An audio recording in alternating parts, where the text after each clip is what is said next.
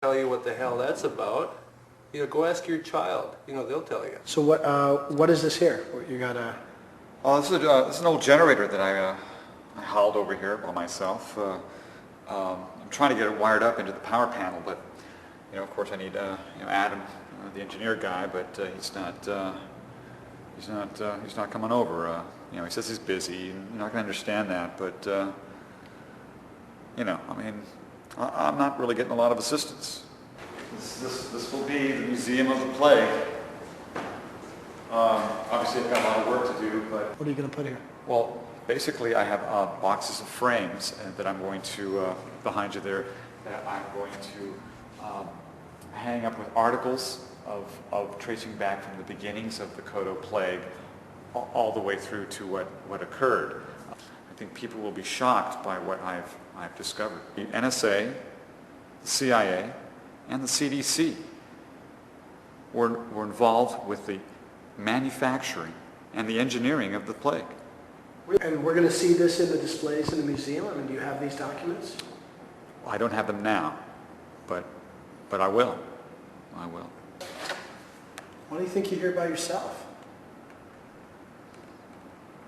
I don't know. Look at Galileo. Martin Luther. Absolutely. People were laughed at, ridiculed, before their ideas were taken as fact. And I think I'm just another in that line, that long list. If people just want to live blindly, that's their choice. But I know that once this museum is up, they'll come. Thank you for honoring the time limits that we set out earlier. Brings us to, I think, the main reason we're here today is to talk about Mark. There's been a lot of discussion about the freedom that, give Mark his freedom. He was part of the community. What about our freedom? What about not living in There's fear? been discussion. The way that we've been living in fear of this guy. If we're going to jail him or think about jailing him, who here, Greg, who specifically can take care of this man?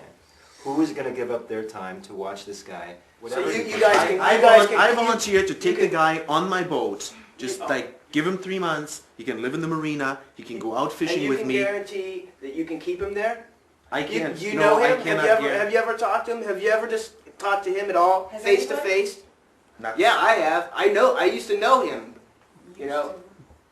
Right, used to. As far as I'm concerned, he's gone. I don't think he's a danger to us all. I think he's a danger to himself.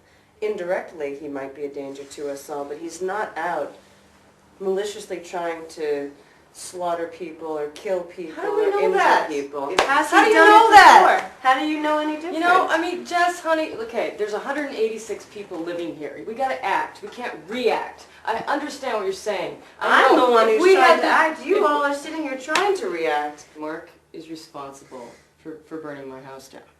Okay? I just think I don't think we should be easy on him at all. I'm not going to vote for him to be killed, but if he should definitely be kicked out of town. The worst of all solution is to have him leave town because we have no control over the guy. He's not going to be with any people. He's just going to go crazier and crazier over time. He's going to come back, sneak back into in town. that sense, then we have to take responsibility for somebody who is broken. Either the group decides to kill him or you decide we have to take care of him. Who's going to be his 24-hour babysitter? Well, we have to make the decision. The lives of everyone. lives Yeah, the lives of are making an arbitrary decision to kill the guy and think of that Because he as would our not only hesitate to set a fire that could How kill do you half the people know? in this Who room are in you? a matter of hours. How did you know this? Because he's done it before. How do you not know Okay. this? Who are you? He's done it That's before. I know. Okay. I don't not know Okay. it, but I don't know it. Okay. Well, I want to say thanks. Thanks for coming out and listening to what I have to say. People don't tend to want to hear what I have to say too much.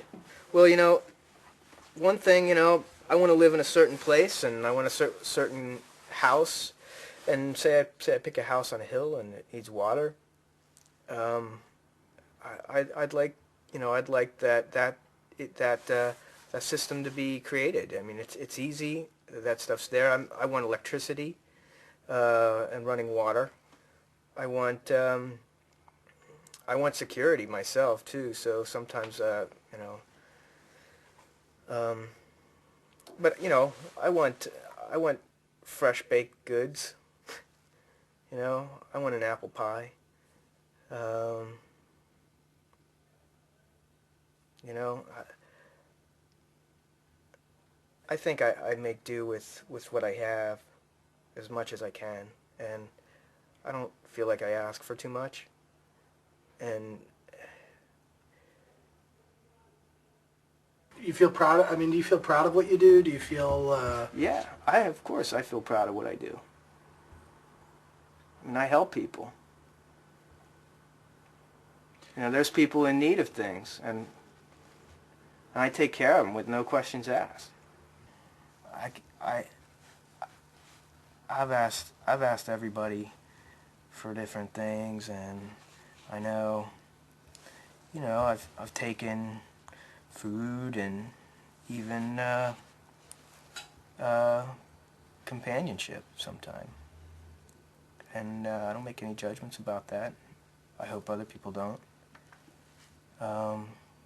Maybe that's something I want sometime.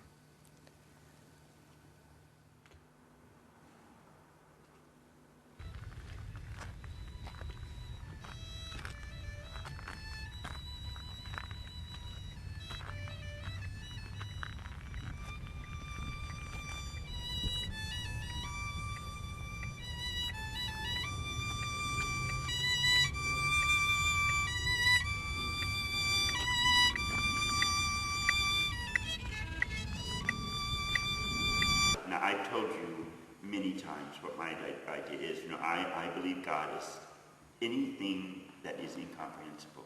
What is larger than our comprehension, that's sort of what I imagine God. So I fit morality and all that into another reasonable place. And God is somewhere out beyond that. But that's just my own idea. And let's start. What do you think? It's just something that's comforting, and because I think we're all out there and it's pretty scary. Why are there still people around? I mean, if there was nothing bigger than us, you know, it was just something that killed us all, why would it not just wipe us all off? Why did some people stay and some people go? I think he died with his sleep, really. I think he's dead. We don't need him. This is our world. We don't need a God. He's dead.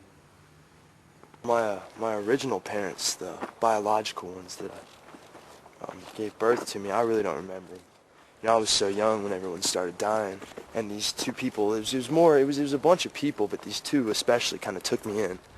They used to tell me a lot about their first son, and you know, kind of comparison and shit like that. It was pretty messed up, and they finally got sick of me and gave me to this guy, Ron, and he was a drunk. He was pretty much a waste of a human being. He didn't really want me.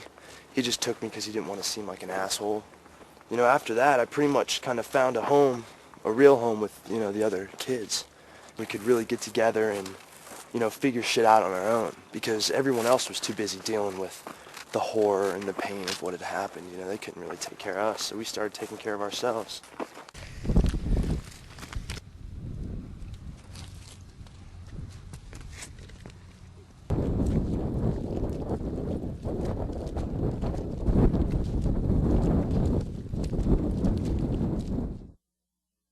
So, provided we are successful, Mm-hmm. what is my role in the child's life? That's a good question. Basically, I just want to stress the point that I will be the parent. I want to be able to point to you as a positive role model. I mean, you're here all the time. Your kids are here all the time. But as far as decision making about the child's future, any medical issues, any major decisions that have to be made will be my decisions. You kind of understand where I'm coming from here? I understand where you're coming from. Okay. It's hard to say what your reaction will be, you know, in the future, or what my reaction will be. Right.